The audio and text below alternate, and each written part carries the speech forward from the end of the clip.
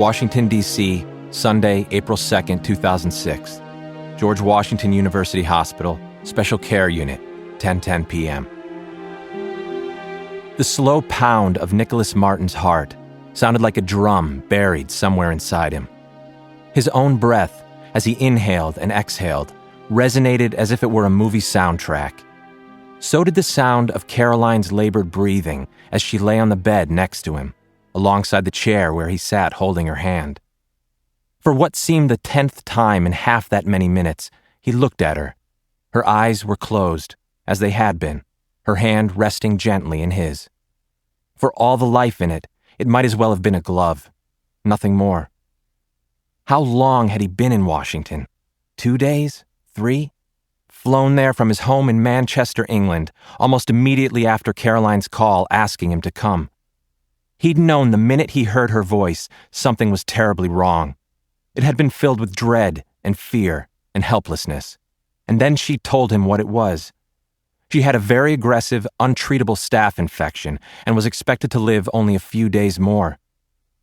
For all the horror and shock of it, there had been something else in her voice. Anger. Something had been done to her, she told him, suddenly whispering as if she were afraid someone would overhear. No matter what the doctors said or would say, she was certain that the infection killing her had been caused by bacteria that had deliberately been given to her. It had been then, judging from sounds in the background, that someone had come into the room. Abruptly, she'd finished with an urgent plea for him to come to Washington, then hung up.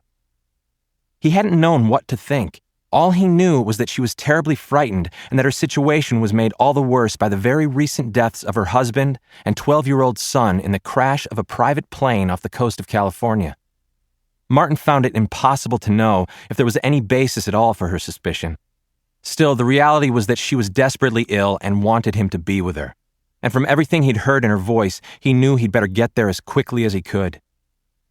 Within the day, flying from Manchester in the north of England to London and then on to Washington, D.C., taking a taxi from Dulles International directly to the hospital, and later getting a room at a hotel nearby.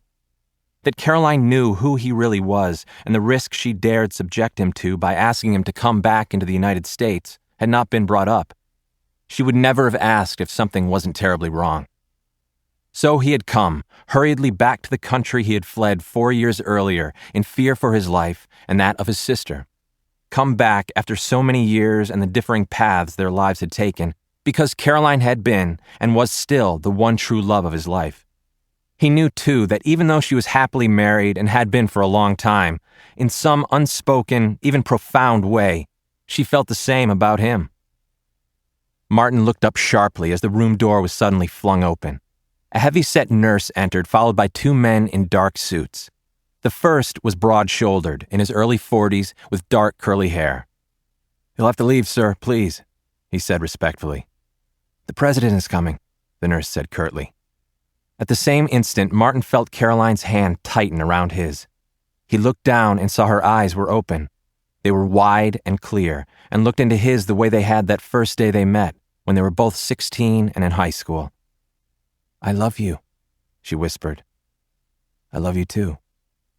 She looked at him for a half-second more, then closed her eyes, and her hand relaxed. "Please, sir, you have to leave now," the first suit said. At that same moment, a tall, slim, silver-haired man in a dark blue suit stepped through the doorway. There was no question who he was. John Henry Harris, President of the United States. Marten looked at him directly. "Please," he said softly, "give me a moment alone with her. She's just died." The men's gaze held for the briefest moment. "Of course," the president said, his words hushed and reverent. Then, motioning to his Secret Service protectors, turned and left the room.